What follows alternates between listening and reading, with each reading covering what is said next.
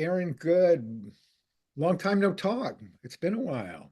Yeah, it's been, I can't remember the last time you were on the podcast, but it has been a while. But it's good to be talking with you about this case. And now that the empire is in such a crazy predicament, really, with Trump coming in and all. So it's like, how is this stuff still relevant? And I think it really is. Yeah, well, that's why I wanted to talk to you. And let me just introduce you to people who don't know you. Aaron Good is the author of American Exception, a book about the national security state, available on Amazon. He's a blogger, reporter, podcaster. I've been on his show. And I was always attracted, Aaron, to your very original way of thinking. Let me just put it that way. I'm kind of a conventional liberal in a lot of ways, and you're much more radical, but in a way that was always very striking to me. So, and we always agreed on the sort of the centrality of the JFK story. But you made me think about things in a new way. So, first of all, thank you for that. That's why I wanted to have you on and talk about it. And then maybe just to start, before we get to that stuff, you've mentioned to me your mentor as an undergraduate, as somebody who was important in your thinking. Is that is that true? Is that who am I talking about? Lance DeHaven Smith I've had been lucky to have befriended a number of people that were kind of that I looked up to and whose work I admired, and even to have been able to work with them in some ways. And Lance DeHaven Smith was really the first of these people. Uh, And I would put Peter Dale Scott and Peter Kuznick in that category too. It's been great to work with them and to communicate with them about all these philosophical, historical, theoretical issues. But Lance DeHaven Smith was at Florida State, and I contacted him after working for the Obama campaign and then becoming disenchanted with them, extremely so, over the bailing out of the banks and not prosecuting Bush over torture and the Libyan war. And it made me go back to look at things in American history and American politics that would explain this, because if Bush had obviously broken so many laws in ways that were disastrous for the national interest of the United States, and Obama's a constitutional law expert professor, and he's not prosecuting him, and he's saying things like, we need to look forward and not back. I felt like the liberals and the Democrats were acting as though this was fine, and it showed me that there was some sort of void in our political system of logic and ethics and morality, really. That formulation of you need to look forward, not backward, when you're talking about crimes of this magnitude, is such a negation of the the idea of the law and justice and anything. And the people were like, "Oh yeah, he said this," and because he said it in a way that they liked and they liked him, they would accept that. And that was shocking to me. And so I thought, how do we explain this system that's so fake? The democracy part of it is so fake. And so I began researching looking on the internet for more of these historical episodes. And I saw Oliver Stone talk about JFK and the Unspeakable on Bill Maher. And so I read that book, and I'd seen JFK the movie a few times as a kid, and in the theater even. And I watched it on VHS, and I was kind of riveted by it. My mom worked for a congressman in Indiana, and she had previously been a Vietnam War protester, so she was something of a hippie back in the 60s. And then for the congressman, she worked for all these Vietnam vets who had PTSD, and she would try to get them disability payments and such. So I knew that the war was totally insane. And then what JFK said, that Kennedy was trying to pull out of it and that they killed him for it, that made sense to me. So I began looking more into these things after Obama, and I came across Lance DeHaven Smith's work, and I contacted him, and then we just hit it off and began exchanging long emails and talking about these issues in ways that influenced his book, Conspiracy Theory in America. He wrote like 14 books in his career. He was a really respected public administration scholar. He was radicalized by seeing how George W. Bush stole the 2000 election in Florida because he was an expert on Florida politics. And he similarly was saying these are laws that are being broken blatantly by Jeb Bush and others, and nothing is being done about it. And how can this be explained? And then he started to look at what he called state crimes against democracy, wherein political insiders and other actors, officials and political insiders are able to manipulate politics and commit crimes that undermine democracy. And so we had a collaboration, and he took me to conferences, even though I was just a grad student and hadn't published anything. I got to be on panels with him. That was a great experience, and it made me realize how valuable it was to have colleagues and people to collaborate with in these areas because you're kind of alone. The institutional support is very minimal. He had tenure at a university and he took advantage of it. Most And people in the don't, where, and so that was remarkable. what university was that where you were at? Florida State.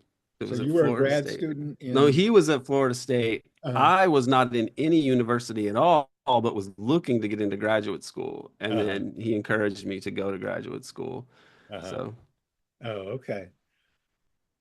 Well, yeah, and so you've summed up your thinking about this in your book, American Exception.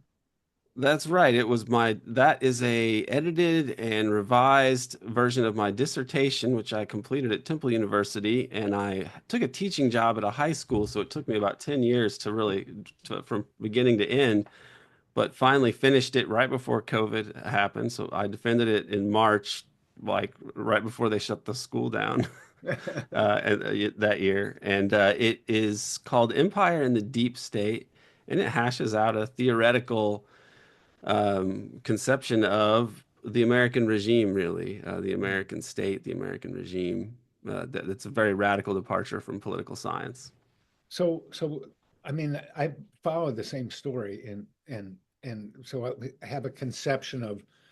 I like the idea. It was very influenced by Michael Glennon, double government, and really the idea that we've created a fourth branch of government, the national security sector, which sits outside the others. Now, that's not as comprehensive an explanation for what's going on as that's actually kind of a conventional explanation.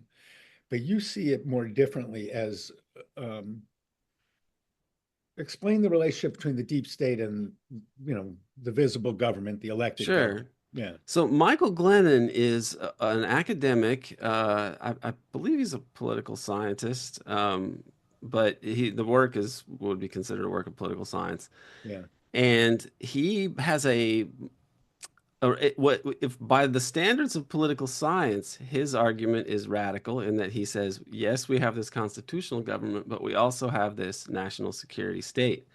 So he is making what we could call a dual state argument. He's arguing that we have the security bureaucracy that is very powerful and kind of determines U.S. foreign policy, and presidents and elected officials can't really override it. It has a lot of autonomy and needs to be understood if we're going to understand our political system. And he points to the power of bureaucracies and bureaucratic actors and the way that they can manipulate events and manipulate leaders for different reasons. And all of his arguments are logical, but I feel that he leaves a whole lot out. He is basically ignoring the overdetermining power, I think, the power of oligarchs, really, that the oligarchs and state society relations, you could say, the relationship between very wealthy, politically active people in charge of massive corporations and huge amounts of money, and how they influence policy. And right. so that was where I felt like his book, which I spend a chapter on it, so I cite him many times and I try to take what's valuable from the book to say this is a good art. These are really sound arguments about the weakness of the democratic state, but what he leaves out is the imperialism, really, the capitalist imperialism. And this is, I think that it's the strangest thing in American politics, and that's a it's a factor of the Cold War anti-communism, but also just the power of money in general that we don't really think about. We naturalize capitalism.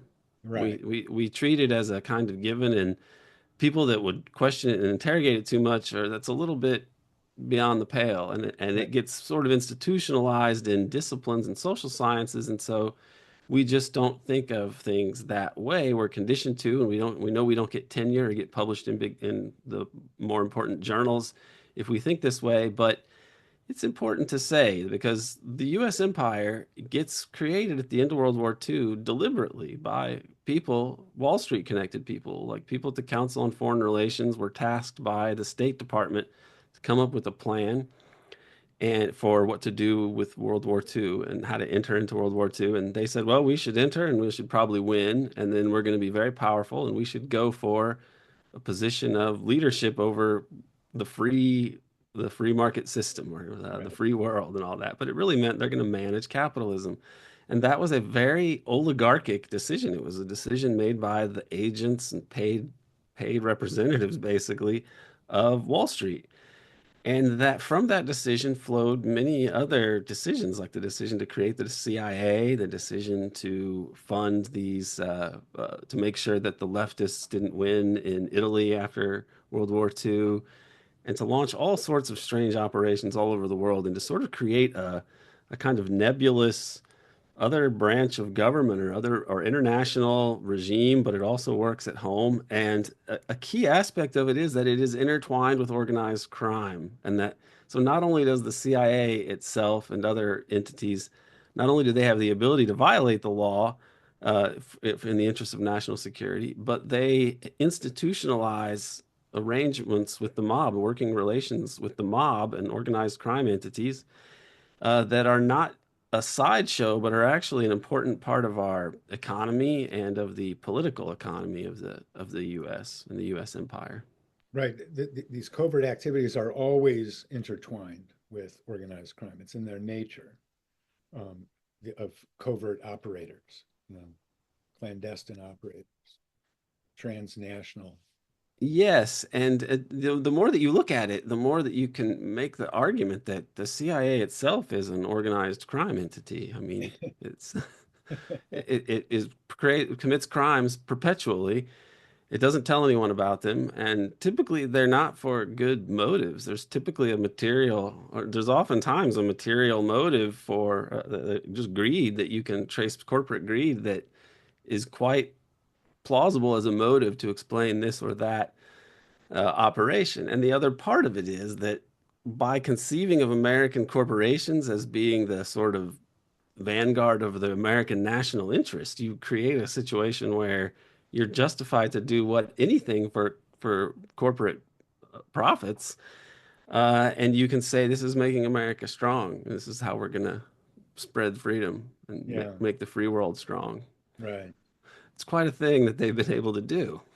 Well, no, and the license to kill in any country in the world, right? The stance is we will go into your country and we feel free to break your laws because Yes. that's what we do. I mean, it's an extraordinary claim that, like you say, has become, really normalized.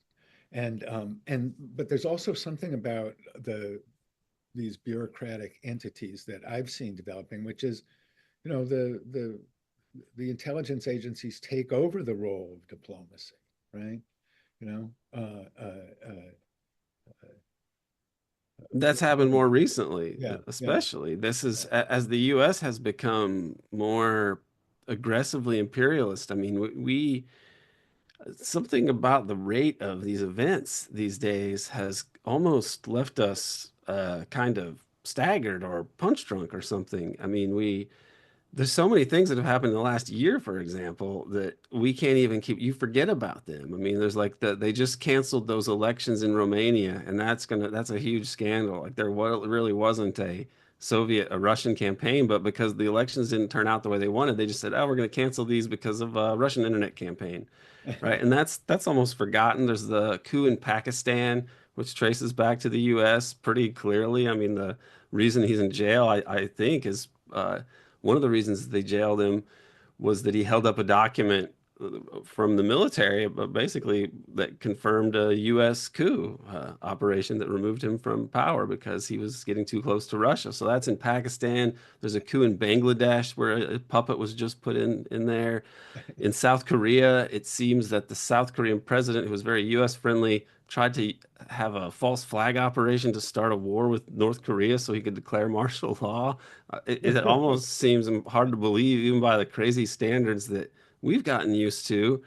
And then in Syria, we have just had our Al Qaeda sock puppet friends take over Syria, take over the. We were supposedly in Idlib fighting Al Qaeda and such, but really we had been using that territory to work with Turkey to rearm and revamp the jihadis that we were supposed to be fighting so they could take over the rest of the country. It's unbelievable what we have been living through here, and there seems to be no responsible authority to present this case to. Uh-huh. It's really So, come to a head, but you trace it, it's just crazier and crazier versions of what we've been subjected to since the end of World War II. And the Kennedy assassination was a major cataclysm that took us even more in this kind of direction of top-down imperial spectacles, one after the other. so that's what I wanted to ask you was,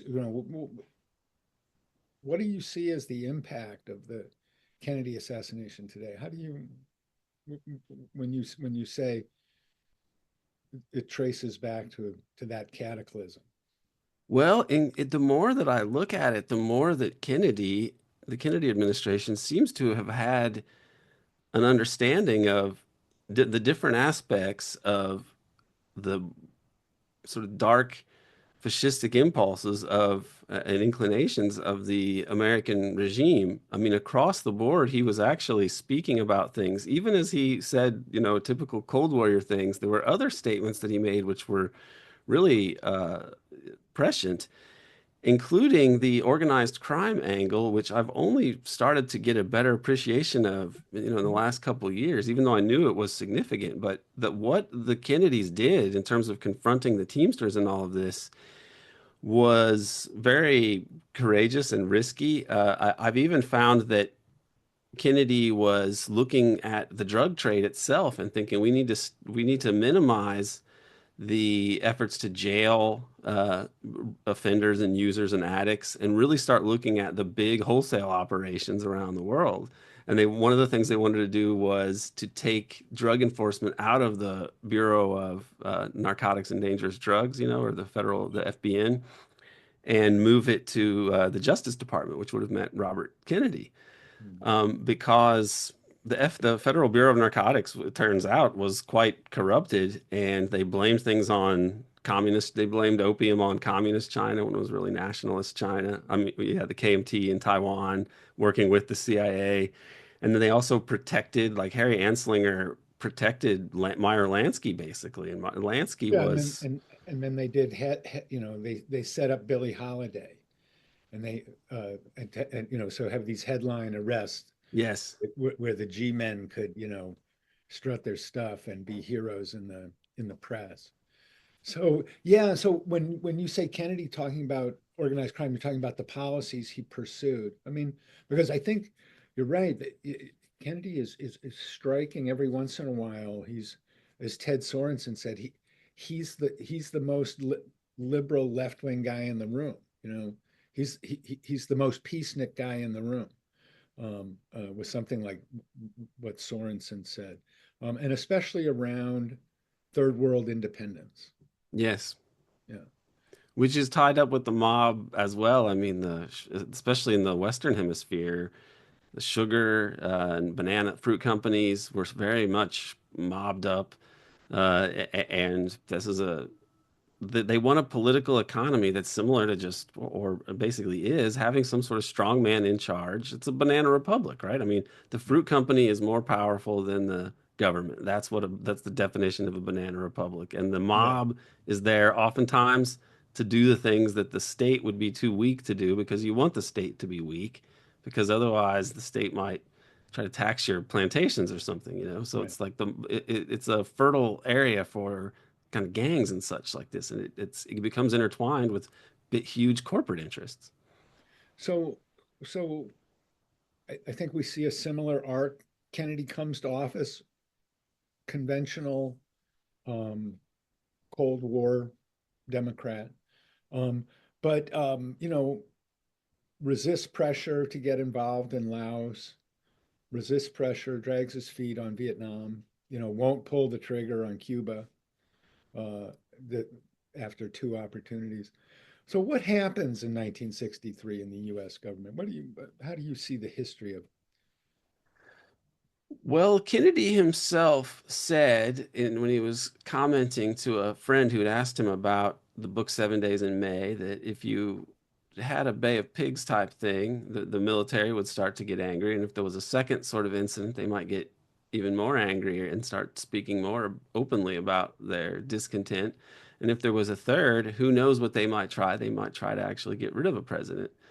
And Kennedy did a number of those things. I think he did more of them. I think that I now actually think that the drug angle and what he was doing what he was attempting to reform drug policy is probably an overlooked aspect of this.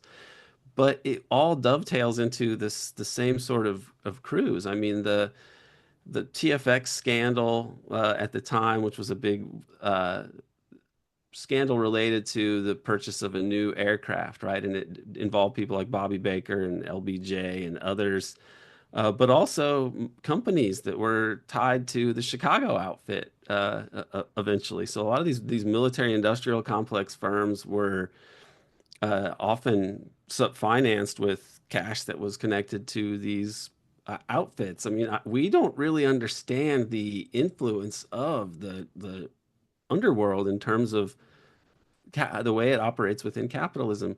The big casinos, Lansky's casinos in Cuba, and then he basically is the founding father of Las Vegas, which should almost be the capital of the country, really, if we're being honest. Um, that these were massive, on top of controlling gambling and the national wire service and so on. He had the fact that he had these big casinos and he was more or less the accountant for organized crime gave him the ability to launder and for networks around him to launder and distribute money to different financial or corporate actors. And we really have no clue how much this money has influenced people, how many of the biggest fortunes we have are intertwined with illicit funds and a sort of dark economy. And they were protected. Lansky's syndicate, which controlled, I believe that he really managed essentially the organized crime networks of the syndicate, right? This Lansky and Teamsters, and then the Italian mafia handles drug distribution and so on, but they seem to have been basically subordinated to the syndicate and this bigger money laundering massive operation. So they're kind of almost like frontmen, really. And that this aspect makes it even harder to comprehend what we're really dealing with. But the key part of it is J. Edgar Hoover protected Lansky. This is well established at this point. Also, and he's at the And how did he FBI. do that? How did Well, for one thing, they would never allow Lansky to be wiretapped. They wouldn't go after Lansky. It's not really until the 70s under Nixon that the IRS goes after him. And there is a story that I am only starting to look into, but there really is a Nixon upset some of the same people as Kennedy. I mean, Lansky has to flee to Israel to avoid being prosecuted, and eventually he decides to go back. He's not extradited. He goes back to take one for the team, whatever, in some way it seems. But the Anslinger is at the Federal Bureau of Narcotics, and he protects Lansky. Oh, and by the way, as far as the FBI and the wiretapping goes, there are wiretaps where these Italian guys, Italian mobsters, are complaining. They're saying like because they're being harassed by the feds, and they're caught on tape saying, "Yeah, they're really sticking it to us. They're really busting our balls here, but like Lansky owns half the strip, and they never go after him." Right. And it was true. And Anslinger was similarly protected Lansky. And the Federal Bureau of Narcotics basically invents the idea of the mafia. After the Kefauver Committee in 1950, they say, "Oh, they're all right. There is an organized crime entity in the United States, and it's these Italian guys." And then Hoover doesn't want to admit it until 1957, after the Appalachian incident, and Right. finally he says, like, "Okay, it's this La Cosa Nostra thing." But Bobby Kennedy took it even further with the looking at the Teamsters, and he wrote The Enemy Within, and it doesn't mention Lansky so much, but just the Teamster angle also is explosive enough and closer to it, because the Teamsters and the Syndicate, going back a long time, have these links together. I mean, Jack Ruby in 1939 was present in a room when there's a murder at the junk handlers union, and I believe it's the old president is murdered, and that moment was written up in RFK's Enemy Within as a key moment in which the syndicate took control of a major Teamster pension fund. So Bobby Kennedy was really on this uh, at the time of the Kennedy presidency, and by 1963, I think that his, as you were saying, if we're going to get back to what had happened within the state here and how these entities operate. But I mean, consider that. Oh, and the other part of it, the other pillar of the protection of Lansky, I would argue, is Angleton at the CIA. He is very much connected to organized crime figures as well as Mossad. And Mossad and Lansky have a close relationship. In fact, it may be that Lansky was more functionally a Mossad agent after World War II than really just a mobster. But it's hard to know because it's also so obscured Yeah. by secrecy, by state secrecy, and then whatever you would call, mob secrecy, omerta, right? Right. So you have the CIA's most sensitive into this most sensitive inner sanctum of the CIA, run by Angleton, in charge of keeping all the secrets and dealing with anyone who might expose them, et cetera, et cetera. And then you have the head of the Federal Bureau of Narcotics and the head of the FBI, and they're all protecting Lansky, who is running organized crime.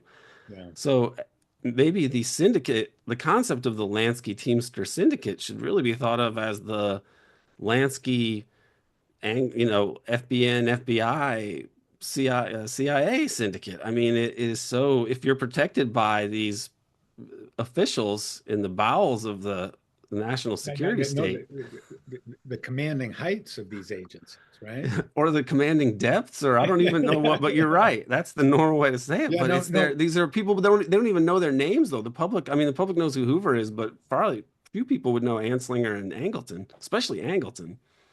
no, Angleton, the first time Angleton's name appeared in print when he was outed as a CIA officer was Kim Philby's book, My Silent War, in 1968. And Angleton was furious about that. But that is literally the first time that his name appeared anywhere in public. He was completely unknown. And John Whitten, who was his colleague in the on the Mexico branch, um, was interviewed by the HSCA or the Church Committee, I forget which, but he said he somebody asked him to run down some names, and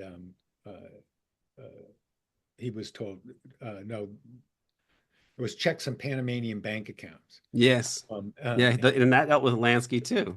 That yeah, was the Lansky skim.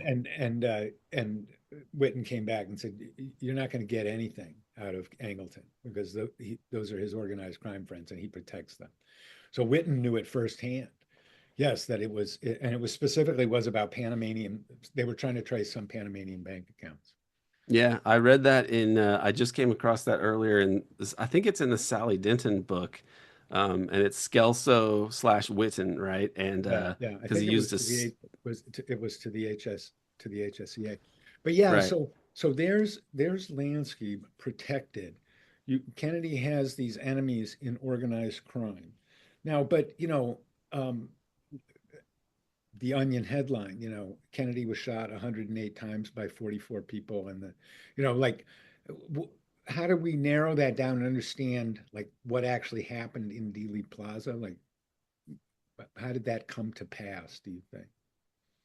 Well, as my working theory, such as it is, I mean, in the most generic sense, we can say the regime killed JFK, or we could say the deep state, if we mean those all those institutions that allow for top-down governance in a nominal democracy, then we could say that. But Mm, that's quite vague and abstract.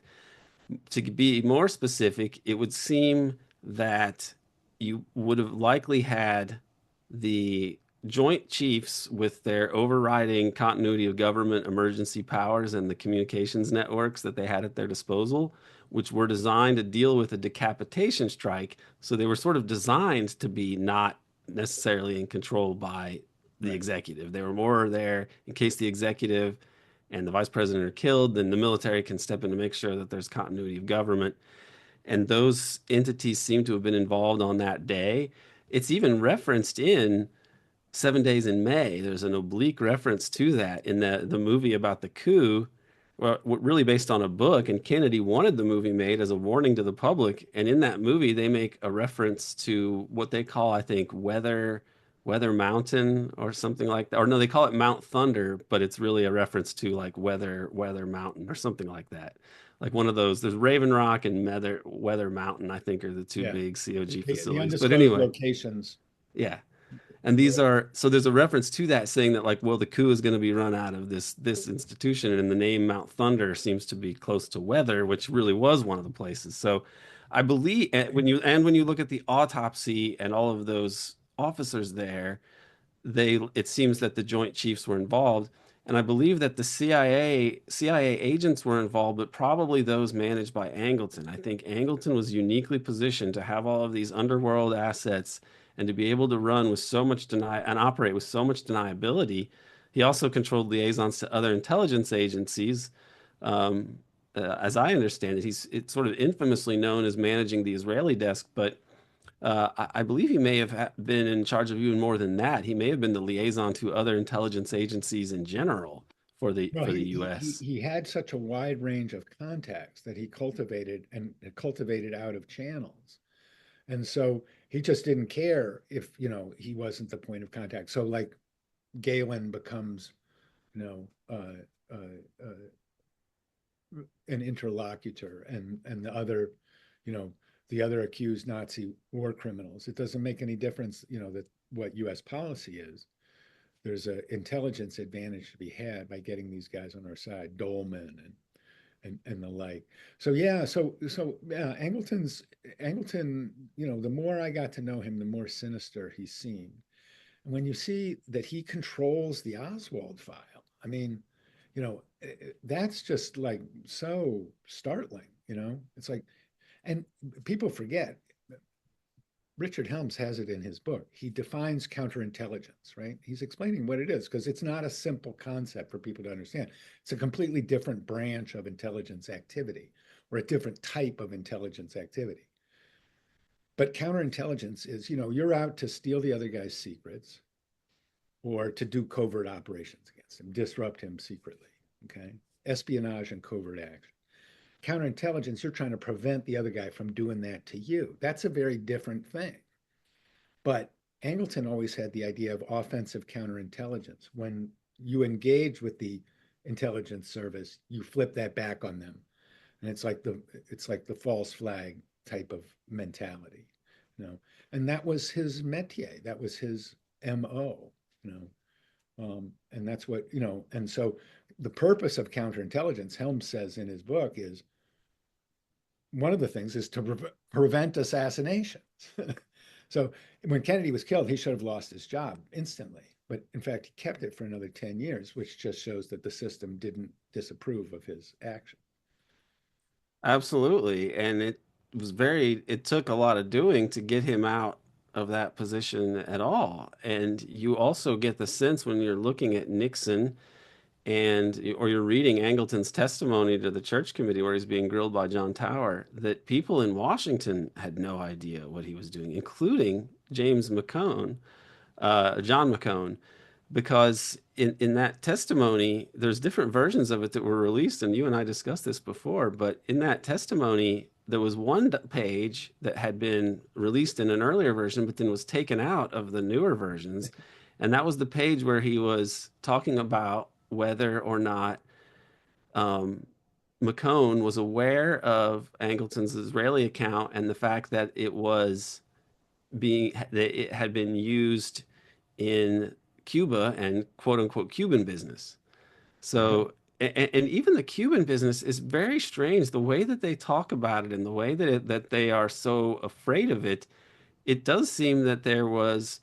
It may well be that on the official side of the CIA, there were some crazy operations that could have been done, maybe something that involved what eventually happened in Dealey Plaza, but wasn't for an assassination thing. I mean, there's one sort of urban legend, a very dubious tale about somebody setting up Oswald to be to serve as a and a stage sort of failed assassination attempt that would serve as a way to go and invade Cuba.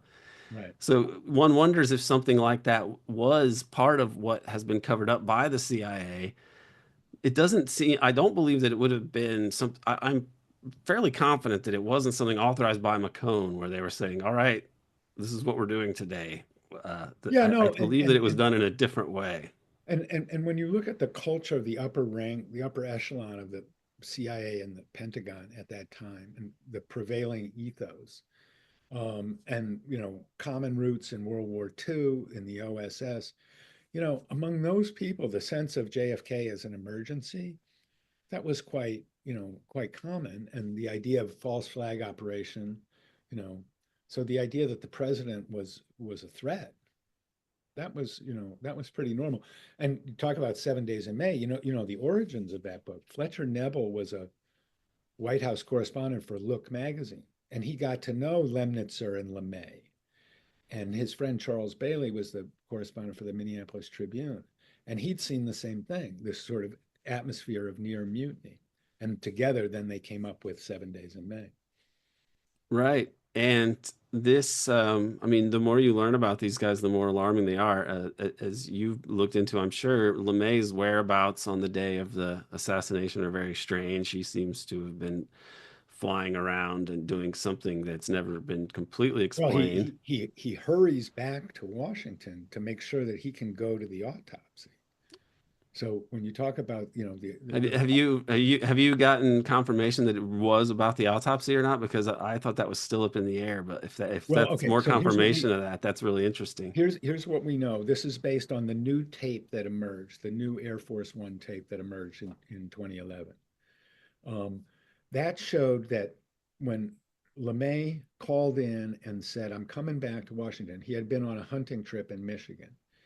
He drove about an hour to a base actually in Canada where there were U.S. planes, and he ordered one up, and they flew to Washington. And then the question was, what were they going to fly into Andrews, where Air Force One was coming in, or were they going to go to National? And LeMay, through these intermediaries that are captured on the tape, says, "I want to go to National."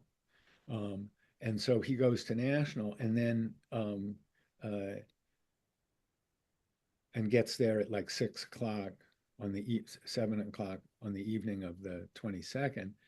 And then he shows up at the autopsy and lights a cigar. And one of the doctors tells him to put it out.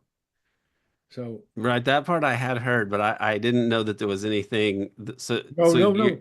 No, the part about him coming in and what he decided to do and going to yeah. National, that is established irrevocably by the new tape.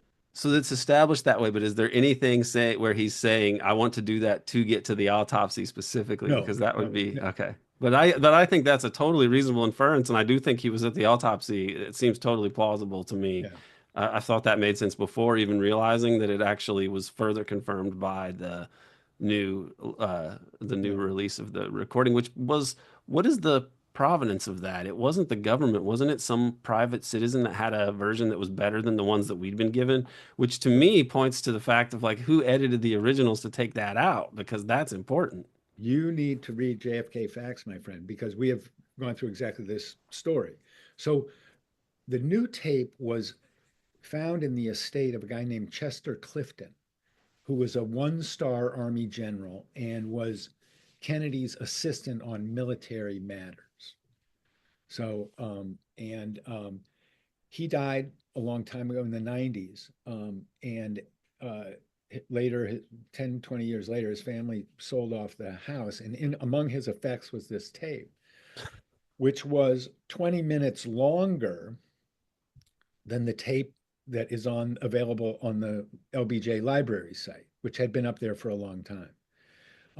And so we really all this stuff about a lot of things that were not on the earlier tape, and so it was edited. And Bill Kelly arranged for an audio expert, Ed Primo, to analyze it, and he said that even the Clifton tape is edited, is from a longer tape. So somewhere there is an even longer tape. And Ed Primo said, obviously, somebody decided to cut out because he can tell by analyzing the sound waves where the physical edits in the tape were. You know, in those days, you just sliced it with a razor and taped it with Scotch tape. You know, so it you can tell when it's been edited. But anyway, fascinating document. Yes, and the original Air Force One tape, that would be like, you know, that's like the holy grail of understanding November 22nd. Which is why we don't have it. And the Yeah, fact that we don't have it is damning. And yeah, everything points back to, and all these questions of strange evidence and such, it all points back to the regime. And this is the real issue with the Kennedy assassination is that the state, if it seems to be a state crime against democracy. And so the state is not going to be relied upon to investigate it when yeah, it's the main suspect. It's absurd. right. Yeah. So yeah, that should be out So, there. so that said, President Trump made an issue of this. Robert Kennedy made an issue of this. Trump and RFK together made an issue of it in the campaign in August. Trump brought it up again with Joe Rogan right before the election. It was kind of part of his closing argument. Yeah, I'm going to release all the JFK files. Um, so what do you think's going on there and what's going to happen? Any guesses? Is It this is extremely weird. And then RFK Jr.'s involvement makes it even stranger. Um, I I don't, maybe he will release some of these materials. I am not sure. I feel that the US is in such a state of flux right now and really on the precipice of potentially disaster if we get into we could have a nuclear war sparked by events in West Asia or in Ukraine or in South China Sea, based because of those are the locations basically of three, Anglo-American beachheads, more or less. Like we tried to go into NATO and make it into a base for our missiles and stuff to aim at Russia. Russia, for some reason, wasn't going to accept that. Surprise. And so, we end up with this war. We have Israel, which was not something that was welcomed by the people of West Asia, let's just say. And it has functioned as a beachhead in the Middle East for, the projection of Western power, white power, whatever we want to call it, capitalism. And that is a project that is risking, nuclear doomsday. And then in the South China Sea, we've wanted to create all these baselets and lily pads and beachheads to contain the Soviet Union and China. And then even after communism falls, we're still doing the same thing. But South Korea is in a strange position. Taiwan is accepted as part of China by both the U.S. and China. And so it's strange for us to be thinking that it's acceptable to, potentially go to war over that. But there we are. And so Trump is really at this other position in terms of the U.S. geopolitical circumstances. And then this Kennedy issue, will he actually release some of these documents and such? I don't know. What alarms me about RFK Jr. in this regard is that it is his pretty obvious connection to Zionism, and that he seems to be essentially an asset of them in some way. I mean, it was pretty clear that for him to have a chance to win as a candidate, he would need to break with Israel and really embrace like anti-imperialism. People like David Talbot and I tried to, make this case and failed. But the fact that he's there brings to my mind another bizarre and troubling aspect of the JFK assassination, and that is the fact that many of the efforts at JFK Truth have been intertwined with like things that I associate with Zionism and or the Teamsters and Lansky Syndicate. So, and I would go, you can go back to the Jack Anderson articles of 1967, right? In the Uh, spring of 67 that were about the Cuban Castro plots. But Drew the Pearson. guy, the what? I'm sorry. Drew Pearson. Yeah, it was Drew Pearson's column, but I think it was Jack Anderson. Well, the 67 ones, were they written by Anderson or Pearson at the time? Because They it was were, his column, but it was like yeah, Jack no, Anderson Jack sometimes wrote Anderson them. worked for him, but those stories, well, the mob lawyers came to Drew Pearson. Morgan. Morgan told the story to Drew Pearson, and Drew Pearson Yeah. went to Earl Warren and Yes. LBJ to confirm it. Anyway, not a Yes, major. that's right. And that is, but that also that connects to the syndicate and so on and Rosselli and these people, right? So Mhm. there's that aspect of it, but also the Garrison case is very controversial, and it's an issue that two people that I admire, Jim DiEugenio and Peter Dale Scott, really disagree on. And I don't know either of them to be, completely wrong-headed on subjects, in perpetuity. But on this one, they're really at loggerheads, and they have been. And I've come to think that they're both kind of correct, that the Garrison case did scare the CIA and it caused panic in them and even led to them talking about how they may need to shut down Air America operations because of people targeted by the Garrison probe, right? But it also seems to have been, it was undertaken at the instigation of Russell Long, who was known for trying to get Hoffa out of jail, his efforts to try to spring Hoffa. Yeah. And one of the things that happens in the trial is this character, Ed Parton, who was leaned on to try to get him to change his testimony so that they could get Hoffa out of jail because he was critical in getting him convicted in Tennessee. So the Garrison case has strange ties to the Teamsters and such, Mhm. and thus, and the Teamsters, Lansky and Hoffa, they both helped with the 1948 weapons to Israel, to establish Israel. And this, I mean, Lansky and people like Greenbaum and Mickey Cohen, they were pivotal in establishing the state of Israel. And in the 70s, when Nixon tries to go after Lansky and such, this is when this leads to Watergate happening potentially. I mean, it's a factor in this. Mhm. They're trying to, they shut down Castle Bank and some of these other structures that are related to um, the Lansky Syndicate and the CIA covert funds and black, dark money, mob money, drug money being used in all these ways. They seem to be trying to reorganize this. I mean, he shuts down the FBN. They seem to be trying to reorganize the drug traffic in some way. It doesn't seem that he's trying to just end the mob, but it seems like there's some kind of takeover. And Lansky actually thought the same thing. He has this letter from 1975 to a friend, and he's saying, "Oh, that Nixon thought he could take over, didn't he?" Right? So it's such a strange thing. And then you get to Fensterwald, and he himself was connected with efforts to try to get Hoffa also out of jail. And Bernard Fensterwald is the person that uh, ran the committee to investigate assassinations and was one of the main people behind getting the House Select Committee on Assassinations created. So that's a strange sort of Teamster angle. The Jack Anderson thing, his office mate was Irving Davidson, who was, Teamster and Israel.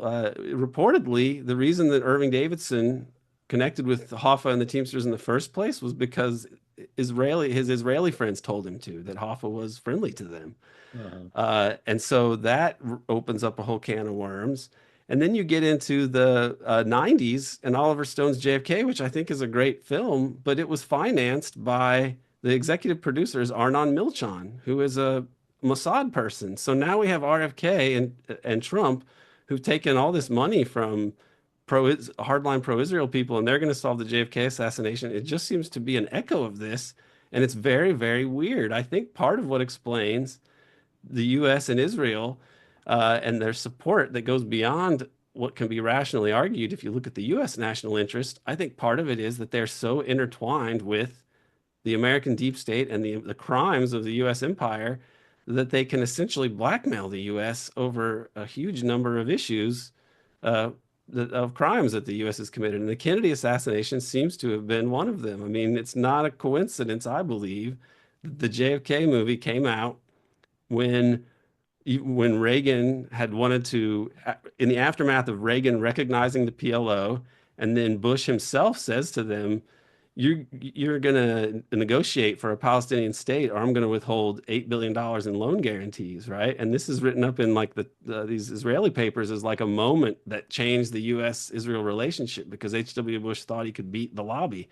Uh-huh. So I think that that aspect of it is a part of the deep state that needs to be better understood. And there are major sort of psychological and cultural taboos about looking at that because of who wants to be called an anti-Semite by the Anti-Defamation League or anyone else. Right. But I also feel like those taboos are breaking, so somehow that needs to enter into this story as well. But if RFK and Trump are handling the disclosures, I don't think they will. And I'm not saying Israel did the JFK assassination, like Israel was the prime mover behind it, Yeah, yeah, because I don't believe that. But I think that they were involved via Lansky and Angleton and all this, and that they seem to have dirt on it in different ways because it just happens too often in these cases.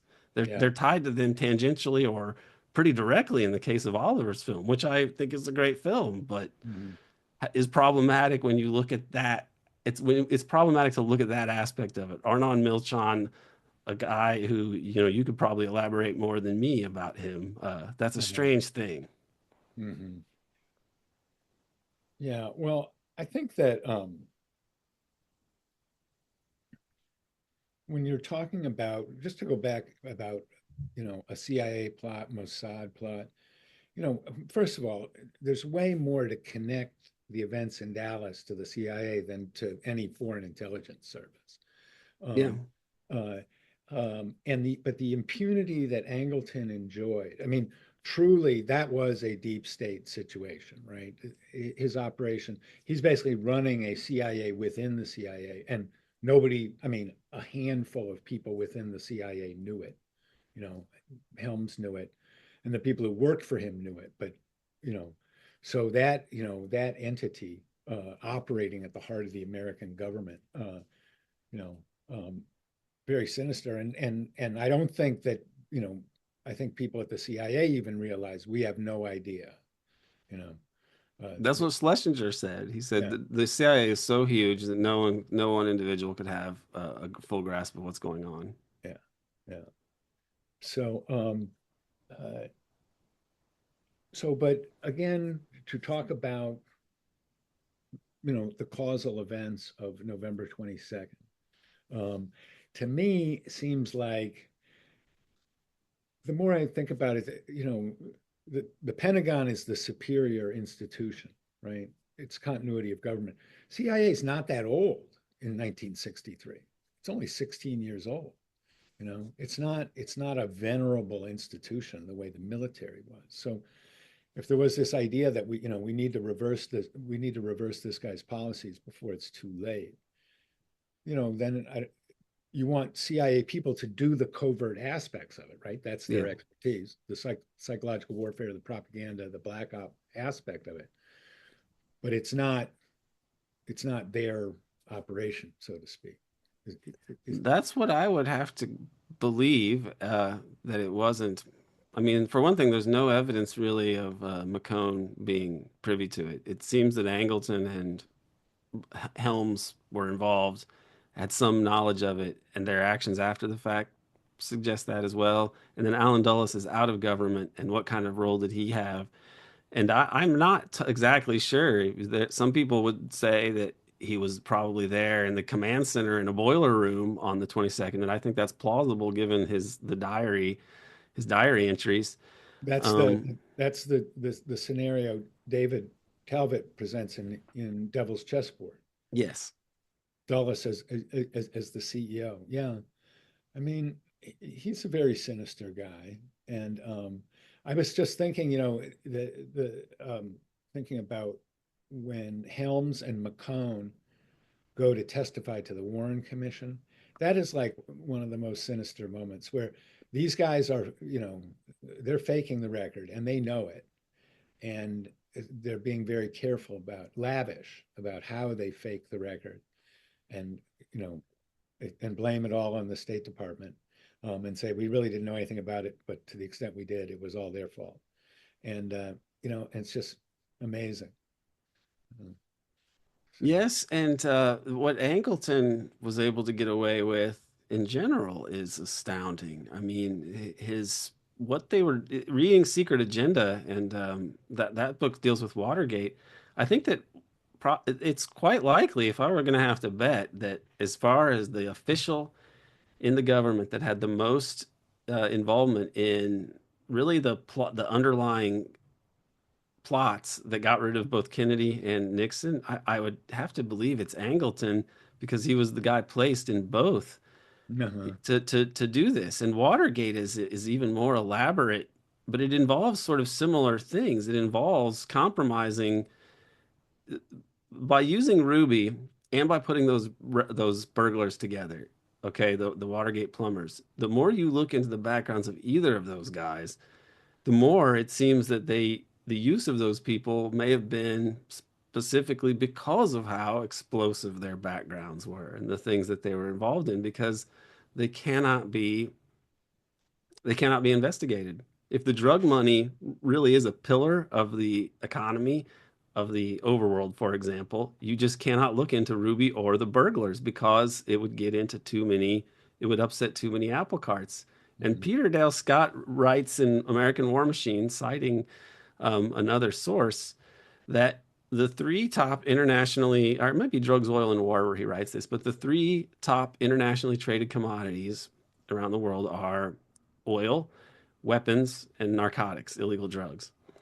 And those are like all the realm of the national security state and their friends in organized crime. And so this money, it could be as simple as the money of the drug trade and how much it's corrupted of different capitalist oligarchs' holdings.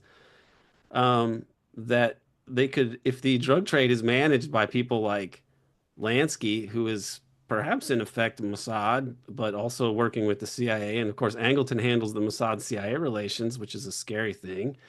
Then the organized crime is almost a part of the government. It's like it functions as though it were a nationalized oil company in terms of being something that the regime controls, but it's in the hands of private oligarchs and or intelligence protected individuals who have a particular view of how the world is going to be run and believe that the ends justify the means. And so working with drug dealers and, Yeah. working with the drug traffic and the proceeds from it is acceptable.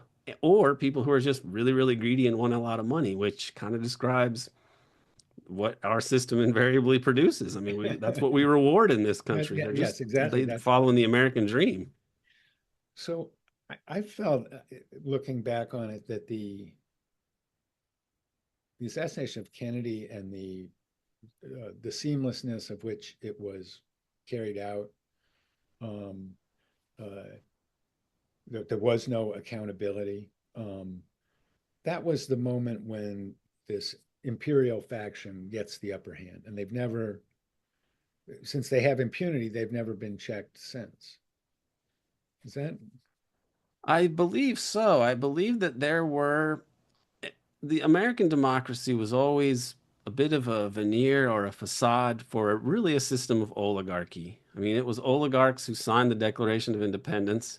And if you look at George Washington and his role in starting the French, what we call the French and Indian War, because he was a land speculator himself, he was like the richest man, and he wanted more land to the west, and the French owned that, and that was a problem, and that contributes to the conditions that led to the War for Independence, which was also a war that was propelled by a desire to be able to go further west than the British wanted them to go. They wanted to steal more, to kill more Indians, to steal more land, and in the South specifically to steal more land to get more slaves, more And plantations, right? So this has always been a really vicious kind of an oligarchy.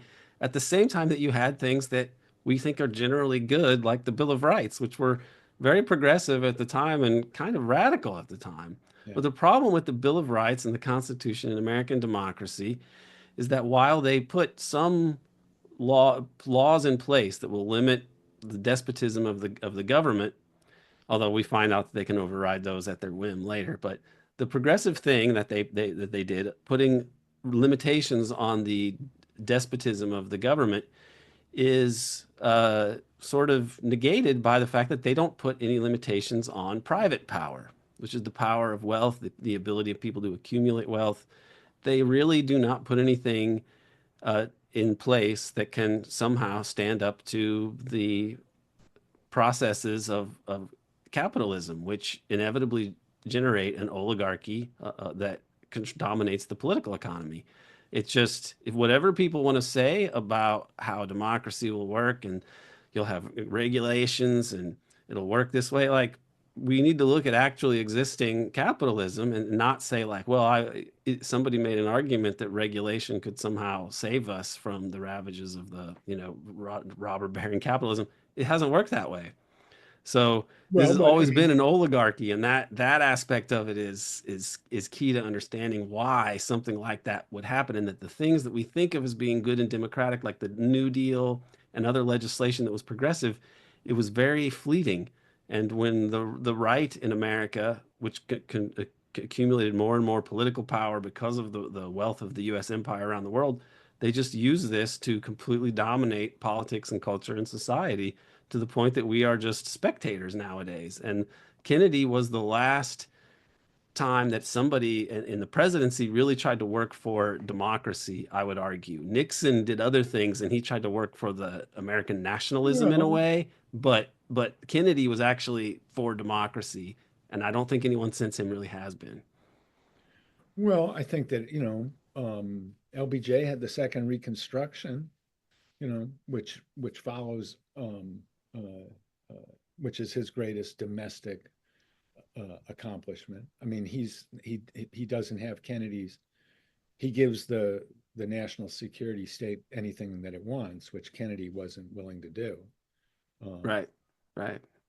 Yeah, I mean, he passed some legislation that was progressive, we could say, different job programs, and they passed Medicare and Medicaid, Civil right? Rights Act, Voting Rights Act. Yeah. Although those all get negated in a sense. No, yeah, no, and I mean, when you talk about there was, the progressive era, the progressive income tax, Yeah, controls on beginnings of control on capitalism. I mean, I think those preserve the system, and but immediately get reversed. And look at how the New Deal is being dismantled now. right, right. And I think that this is another era of a kind of a gilded age, except it's even scarier because it's global in what its aspirations are, and it has new access to nuclear weapons. So this, with the Kennedys going after supporting third world nationalism, for example, just that alone would mean loss of unimaginable profits. Even just Indonesia alone, what Kennedy was trying to do with Sukarno would have resulted in loss of billions and billions of dollars from people that exploited the gold mine in Indonesia that nobody even knew about. Alan Dulles knew about it, but Kennedy and Sukarno didn't know that the world's biggest gold deposits were there when the CIA orchestrated the slaughter of, maybe a million, maybe 2 million uh, peasants, right, to overthrow Sukarno and put in a U.S. puppet. That alone would have been motive to kill Kennedy, and that's just one of a number of things that Yeah. were done. So his foreign policy was motive to do what they did.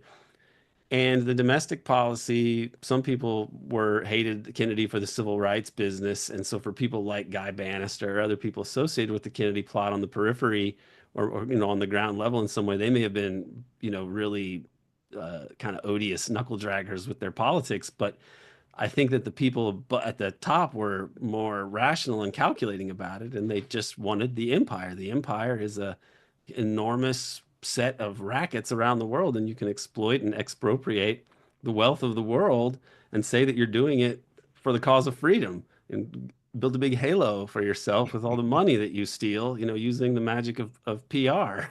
I mean, this was America, and now it is crumbling, but it's like we can see that the things when you listen to a Kennedy speech or his critique on even what he says about Algeria and the French there, what he says about organized crime. There are a number of issues where you're like, there's no politician that speaks this way. We are not in that world anymore, and that No, world was no, destroyed. not at all. Not at all. So looking ahead, we've got Trump. Well, I agree with you. I don't think he's serious about this JFK business. I think he knows it's a good button to push. It's a good signal to send. But at the end of the day, I think he'll trade it away for something else, some other advantage in the news cycle. There's also, that testimony, that Angleton testimony we talked about, that has a lot of details about the origins of the Israeli nuclear program. We can tell from the redactions. Is Trump going to piss off Israel, at this moment? Somehow I doubt it. RFK, yeah, the family, the family got a vested interest in Camelot and that image and so for the family, that's the default position, which means sticking their head in the sand, or being very discreet, the way Jackie and Bobby Kennedy were, right? They knew what had happened, but they also understood they had to be very careful in who they talked to about it. Um, and you know, um, and the review board, there's about 54 boxes of material, of Robert Kennedy's material that are in the possession of the family. The JFK Review Board wanted to see them. One of the things that is not in the Kennedy Library is RFK's desk diary for 1963. We have the desk diary for 1962, and it tells, all of his calls. And so to have that for 1963 would be an incredible document, but, we can't do it. So that's the problem with Robert Kennedy. I think he's well intentioned, is, when he talks about getting to the bottom of his uncle's murder, but he's got a lot of conflicts of interest. So I think that also makes it unlikely. But I wanted to ask, so we've got that particular thing, but in the bigger pictures, some people warn about with Trump, this is the last election in America, fascism is coming, Cash Patel. And I just wonder, are you, there's a spectrum of, this is very dire to, it's a clown show and they won't get anything done. Do you fear the specter of fascism in the next 4 years?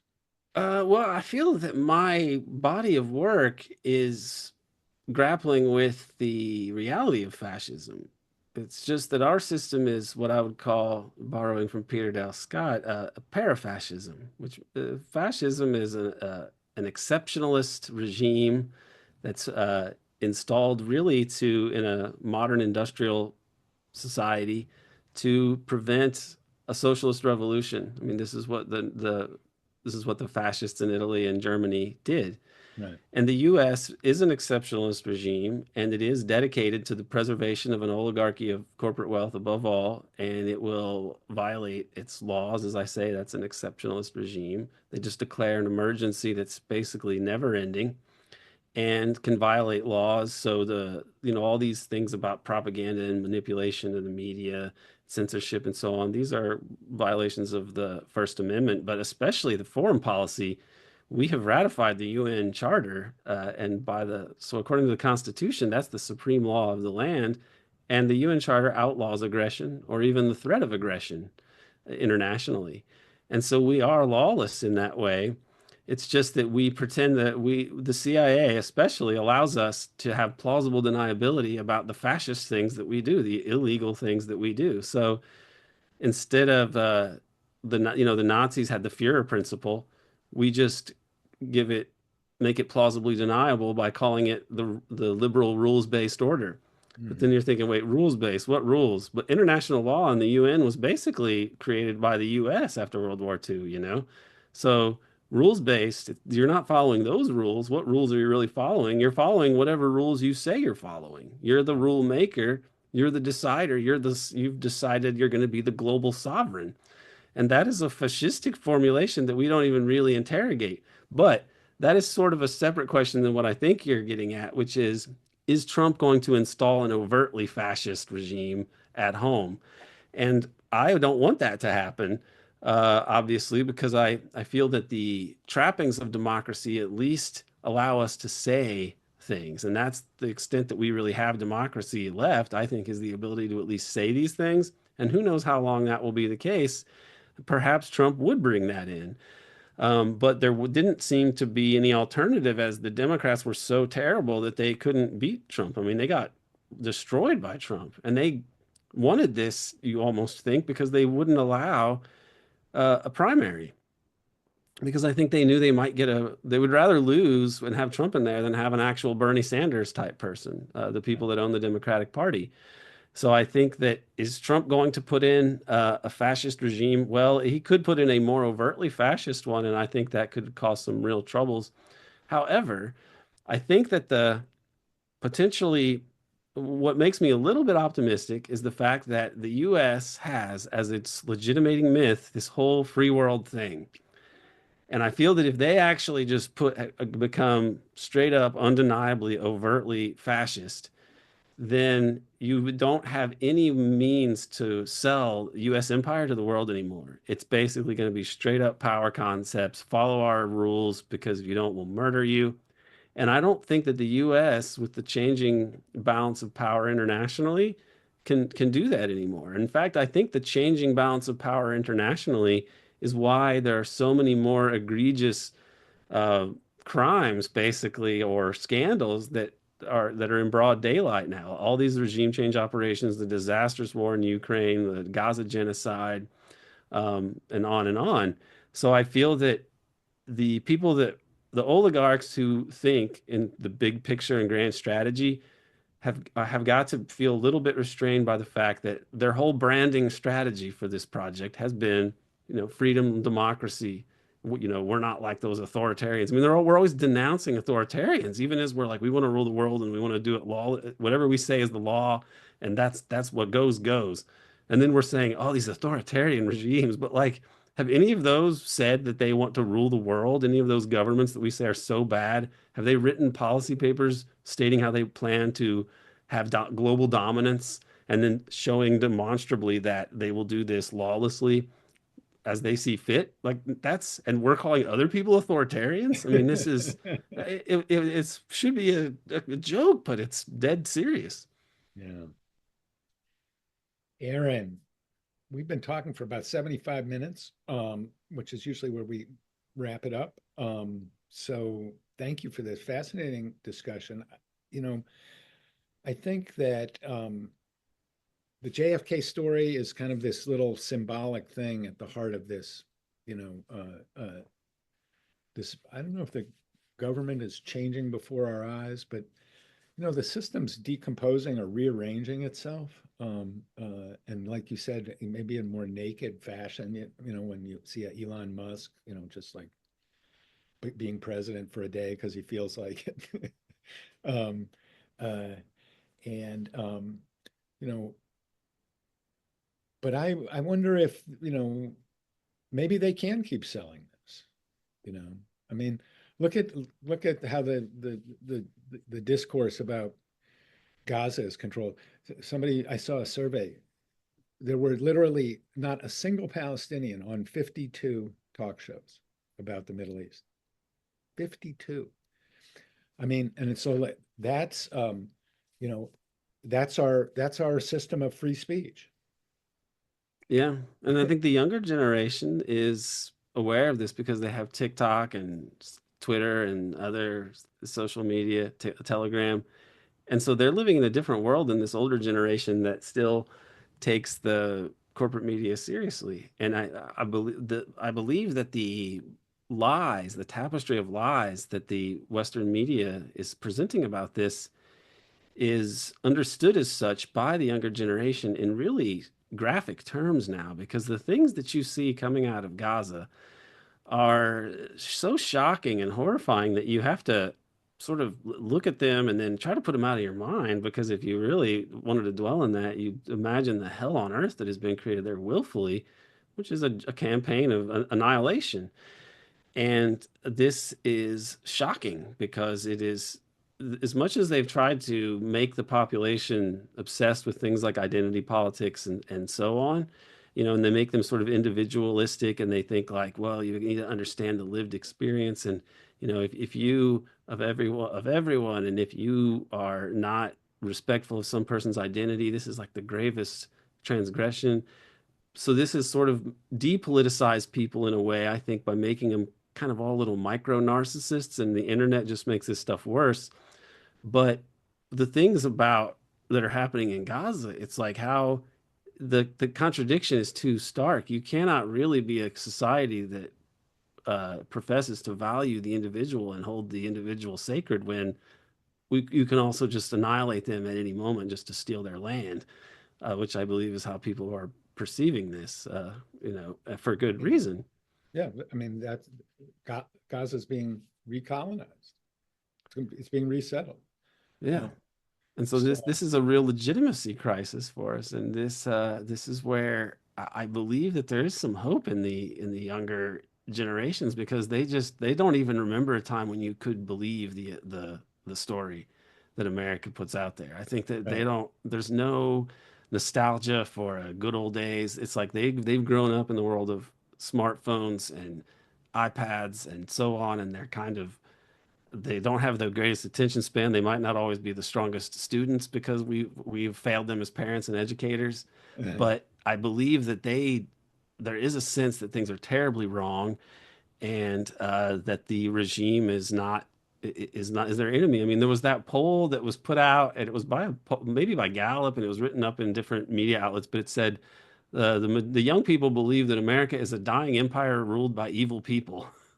Like that was more how they tried to sum up the results. And I think that's true. And I think that that is not a recipe for long-term hegemony for this regime, because you cannot rely, you have to have the hegemony entails, yeah, you crush the people that are like the threats to your hegemony, but you have to have most people buying into the system in one way or another, or at least not hating it actively.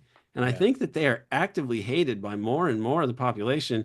And there's a good example of that is the Oh case of yeah. Luigi. I mean, I don't, unless they use the internet to surveil people and know exactly who's in that jury pool, which I totally see within their capabilities, they're not going to be able to get a jury together. If they end up convicting him, I will believe that the fix was in using data mining and other surveillance operations, which the internet basically allows you to know almost everything about everybody. Right. So I think that that is a good barometer of the real mood of the country. That even if they don't have a consensus about the political economy that we should have, and they haven't achieved the class consciousness that Marxism predicts that they're somehow going to organically achieve through dialectical processes. Even if that hasn't happened, they are pissed, and they understand that this regime is evil and would kill them for a buck. And that's why they cheer when a CEO gets shot on the street. Yeah. Yeah. Amazing. Thank you, Aaron. Great conversation. I urge everybody to check out Aaron, American Exception, and American Exception, the book, available on Amazon. Thanks for coming on, Aaron. Thanks, Jeff. The last thing I will say here Okay. is that we do have at the American Exception podcast on Patreon a series called the Gray Alliance series, and it looks at the ties between Lansky, Angleton, Mossad, the CIA, and the threads that run through the JFK assassination and Watergate and beyond, and attempts to put them into a coherent narrative. And so we've It's been called the working Gray on Alliance, that. and It's is it? called Gray Alliance, and Uh-huh. that's Peter Dale Scott's term for the alliance between the intelligence agencies and and organized crime, And this and is a how that series. plays into the. It's a series, and we're going to try to eventually make it into a book by printing up the transcripts. But the real reason is that I wanted to write a book, but I don't really have the time because the podcast is the only way to really generate revenue. I'm not a professor, so I can't get a sabbatical. So I thought this is the way we'll try to cover this material. And it's a wild story. I'm afraid that organized crime is the regime, is one way of looking at it. But I'll leave that for people to evaluate on their own. Yes. Well, I urge Thanks so everybody. much, Jeff. I really admire all the work you've done over the years on this case.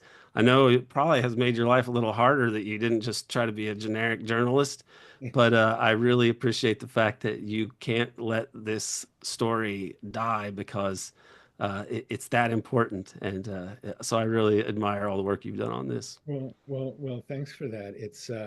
And I mean, I don't know, breathe new life might be strong to it. You've made me understand it at a deeper level.